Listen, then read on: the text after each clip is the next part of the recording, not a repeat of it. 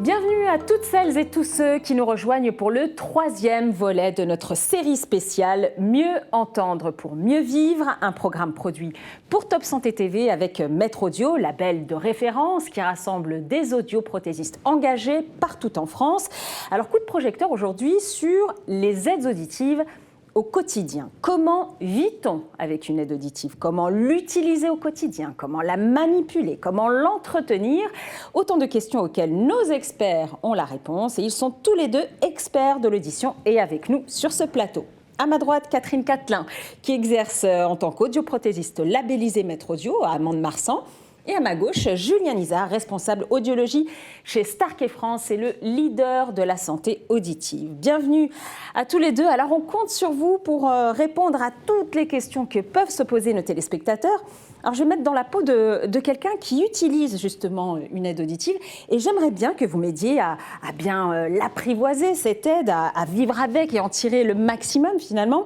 Par exemple, suivre une conversation avec mes amis au restaurant, regarder la télé sans mettre le son au maximum. En clair, retrouver une certaine qualité de vie. Alors d'abord, c'est vrai que porter quelque chose à son oreille, Catherine, même si on en a besoin, j'imagine que ce n'est pas évident. Il faut s'habituer. Est-ce que ça s'apprend? Est-ce que ça s'apprivoise quelque part? Oui, alors les patients ont des fois peur, mais c'est vrai qu'en quelques jours, on peut arriver à oublier que l'appareil est sur l'oreille. Et il faut vraiment compter sur le cerveau. L'appareillage auditif, ce n'est pas un acte d'achat, c'est un acte médical qui nous permet de nous adapter et on va beaucoup solliciter le cerveau. Il va y avoir les premiers jours comme un éblouissement sonore parce que même si le réglage est adapté, mais le cerveau avait tellement l'habitude de forcer pour pouvoir comprendre que le fait qu'on lui apporte exactement la bonne dose, eh bien, il va être obligé en 2-3 jours de se recaler en disant « Ah ben c'est bon, je n'ai pas besoin de forcer ». Et puis, il va y avoir pendant 8 ou 10 jours les bruits de bouche, les petits bruits étonnants, entendre sa propre voix. Je ne sais pas si vous êtes déjà entendu sur un enregistrement, on n'est jamais tout à fait habitué à s'entendre parler soi-même. Voilà. Donc ça prend 8 à 10 jours. Et puis sur la 2e, 3e semaine d'appareillage, on va pouvoir peut-être ajuster un peu plus finement la richesse sonore. Il y a des réglages progressifs, même si on peut parfois avoir tout de suite un niveau d'efficacité dès les premiers jours. Voilà. Donc on s'adapte, on retrouve l'audioprothésiste, on a des rendez-vous qui sont échelonnés pour faire face justement à ces étapes d'adaptation. Oui, parce que c'est vrai, quand on porte l'appareil, une fois que, ok, vous nous avez aidé dans le choix de cet appareil, mais une fois qu'on est rentré à la maison, on est un peu tout seul.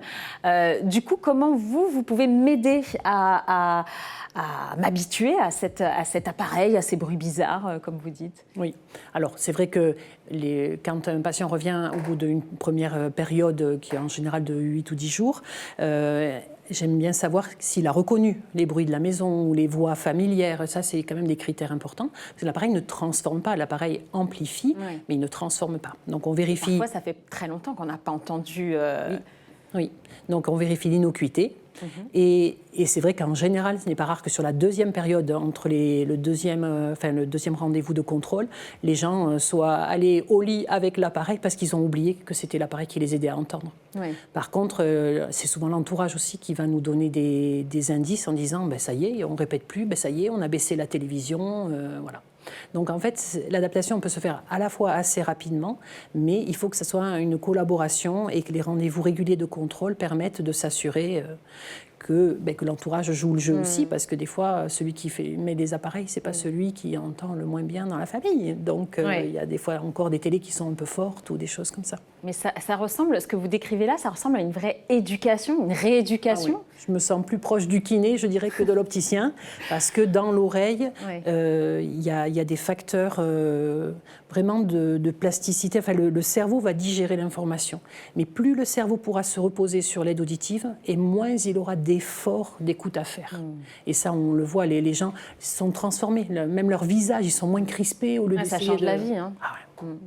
Mais alors quand vous parlez justement de la famille, que ce sont des signaux comme ça qui vous aident à savoir si l'appareil est bien toléré finalement, ça veut dire que vous recevez la famille? Comment ça se passe? Vous avez des entretiens avec eux?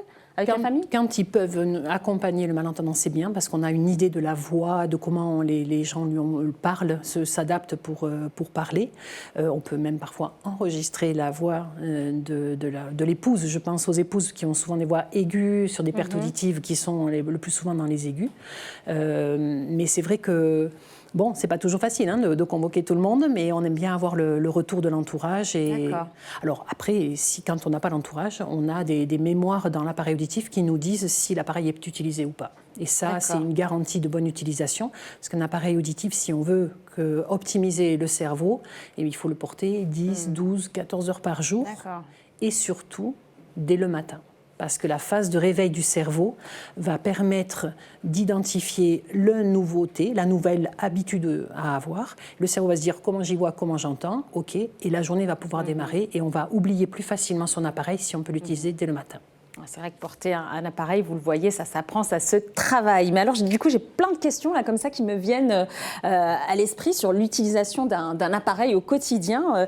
Julien, du coup, je vais vous proposer une espèce de oui, non, un quiz en quelque sorte, et à vous de me dire, voilà, est-ce que c'est bien ou pas, est-ce qu'il faut le faire ou pas. Alors, par exemple, est-ce que je peux dormir avec mon appareil auditif? C'est une question assez... On évite. Déjà, ça n'a pas trop d'intérêt. On n'a pas besoin d'entendre la nuit, mais aussi si ça risque tape à la porte ou ça risque de gêner. Ça risque de gêner, quand on va poser la tête. On peut le perdre quelque part sous l'oreiller ou dans le lit. Donc, on évite de dormir avec. D'accord, donc c'est pas une bonne idée du tout.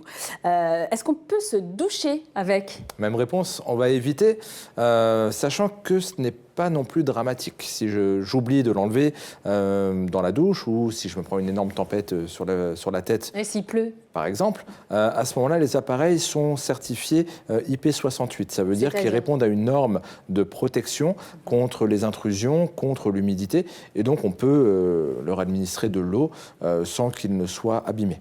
D'accord, c'est quoi les intrusions à part l'humidité? Ça peut être la saleté, ça peut être la poussière. Okay. Donc, ce genre de choses, mais l'appareil peut lutter contre tout cela. On leur fait subir des séries de tests pour les rendre plus résistants à toutes ces agressions du quotidien. Oui, oui, carrément. Oui, on a une salle de torture en quelque sorte au département de recherche et développement où on fait subir un tas de choses à nos appareils auditifs, comme l'eau, comme on le tire, on lui fait pendre un poids.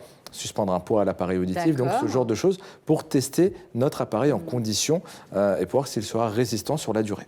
D'accord. Est-ce que je peux faire du sport avec un appareil auditif? Oui, cela est possible. Cela est possible, surtout que l'appareil désormais peut être connecté également et peut servir d'oreillette pour la musique, par exemple. Donc quand on court, ça peut être utile. Après, il faut faire attention à bien le sécher après dans des dispositifs spécifiques pour empêcher l'humidité et l'oxydation de le détériorer. Ouais, évidemment, on évite la natation. On évite, mais encore une fois, c'est quelque chose d'envisageable si on ne peut pas s'en passer. D'accord, ok. Est-ce qu'il faut le porter tout le temps, Catherine, cet appareil ? C'est l'idéal. C'est l'idéal parce que c'est là où vous aurez le moins d'efforts à faire pour mémoriser ce que vous venez d'entendre, pour être sûr d'avoir compris. Et votre environnement sonore sera stable, vous aurez une sécurité parce que vous entendez tout ce qui se passe autour de vous. Comment je peux faire justement pour bien l'entretenir, pour qu'il dure lui aussi très très longtemps? Je sais que les crash tests aussi permettent évidemment de voir tout ce qui peut l'endommager, mais comment je peux faire moi au quotidien pour que mon appareil, il marche, mais pendant des années, quoi. Oui. Donc, et la fiabilité s'est vraiment améliorée, mais il faut entretenir le premier ennemi de l'appareil, puisqu'il va être dans l'oreille. C'est la saleté, peut-être? C'est pas sale, c'est du cérumen. C'est le cérumen. Voilà, cette science merveilleuse de l'oreille qui permet de créer de l'acidité dans l'oreille pour éviter les développements microbiens, mais qui fait que sur l'appareil, ça risque de boucher la sortie du son ou la sortie de l'aération. Et ça s'entretient comment? Alors, il y a des lingettes, il y a des petits systèmes, des petits filtres qu'il faut changer de temps en temps. Et le patient, normalement, tous les matins, quand il va démarrer son appareil, il va avoir un son de démarrage, une petite sonnerie, une petite mélodie qui lui confirme que son appareil démarre et qu'il fonctionne bien. Et ça, il le fait à droite, il le fait à gauche. et il est sûr que son appareil fonctionne. Et si ça ne fonctionne pas, il ne faut pas tarder à aller voir l'audioprothésiste ou son assistante, parce que la plupart des laboratoires ont des assistantes qui vont veiller à l'entretien, détecter les pannes, si c'est une panne ou si c'est juste une question d'entretien. C'est comme une voiture, quoi. On l'entretient régulièrement, on la fait réviser. Et tout ce service est inclus dans le coût initial d'appareillage. Donc, voilà, les assistantes et les vérifications techniques, elles sont tout à fait possibles et elles font partie du suivi. D'accord, donc un appareil bien entretenu, bien révisé, c'est un appareil qui dure plus longtemps. Tout à fait. On a 4 ans de garantie. Ça faisait déjà longtemps qu'on avait ces conditions-là. Maintenant, elles sont devenues obligatoires par le cahier des charges du 100% santé. Et c'est très bien. Et on va accumuler 20 ou 30 000 heures de fonctionnement en 4 heures. C'est fabuleux. En 4 ans, c'est fabuleux. D'accord. Écoutez, c'est un bon conseil donc, pour nos téléspectateurs. Entretenez régulièrement votre appareil auditif. Il durera encore plus longtemps, bien que 4 années déjà sont assurées. Vous, Julien, quel serait le meilleur conseil que vous pourriez donner à ceux qui portent une aide auditive ? De la porter régulièrement, justement, comme disait Catherine. C'est primordial pour la réussite de la rééducation auditive, pour la réussite de l'appareillage auditif dans sa globalité. Plus on portera les appareils auditifs, plus rapidement se fera cette rééducation et plus rapidement ça deviendra transparent pour le patient. D'accord. Et alors, si je vous pose la question inverse, qu'est-ce qu'il ne faut surtout pas faire avec son appareil ? Ce serait de le prêter à quelqu'un. Donc à ce moment-là, comme on l'a vu, les réglages sont totalement personnalisés. Donc on étudie l'audition du patient, on étudie ses besoins, sa sensibilité. On fait tout un tas de tests et de mesures sur ses oreilles qui ne sont pas celles de ses voisins. Et à ce moment-là, ça sert à rien, quoi. Ce serait même contre-productif à ce moment-là de le prêter à quelqu'un qui entend moins bien. D'accord. Alors, on va aborder maintenant un sujet qui touche un adulte sur 10. On a les oreilles qui sifflent, qui grésillent, qui bourdonnent. Ça peut partir, ça peut revenir, ça peut disparaître même sans qu'on sache véritablement pourquoi. Vous me voyez venir, je parle bien sûr des acouphènes. Alors, est-ce que ça se traite vraiment, ces acouphènes ? Parce que ça peut véritablement devenir un enfer. Et pas seulement d'ailleurs pour les personnes âgées, mais même les jeunes aussi. Ça touche à n'importe quel âge, Catherine. Oui. Donc l'acouphène, c'est un son qu'on entend sans qu'il ait une origine extérieure. C'est dans notre tête, hein.